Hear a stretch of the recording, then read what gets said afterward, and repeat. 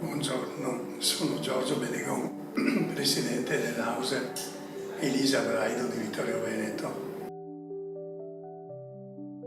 Il circolo esiste da quasi 30 anni, io sono presidente da circa 6 anni.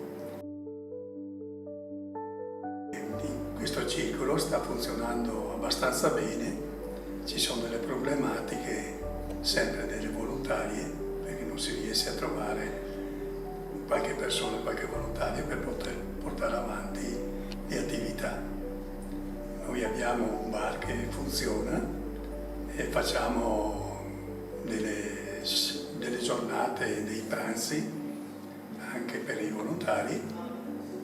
Un gioco il mercoledì, facciamo delle gare a buracco, che ci sono sempre una quarantina di persone presenti. Gioco a carte solito della briscola e abbiamo un campo di bocce all'esterno che sta funzionando per l'attività delle bocciofile.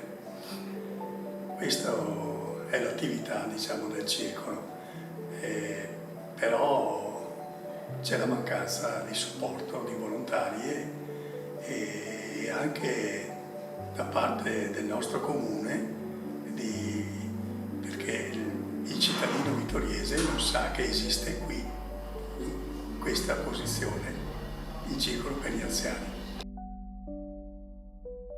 Per evitare, diciamo, che la gente stia a casa, questi anziani trovano di passare qualche oretta qui in armonia e vedo che sta funzionando bene, però c'è sempre il però del volontariato. Questo è un problema grave che esiste in questo circolo, che non si trova nessuno disposto a dare qualche ora, diciamo, neanche per i lavori esterni nel piazzale, nel campo di bocce, non si trova nessuno.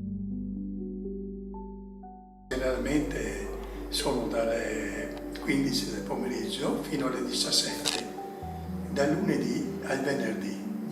Il sabato purtroppo è chiuso, sempre per questo problema, e la domenica lasciamo libertà anche agli anziani, anche se vorrebbero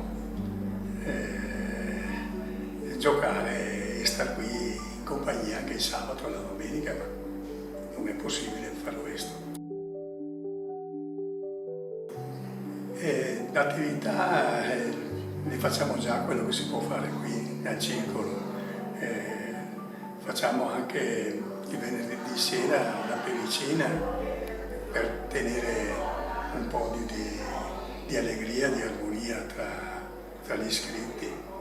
Vedo che sta funzionando. L'importante è avere qualche supporto di persone anche a tempo determinato, qualche ora per vedere un attimo, per aprire il sabato.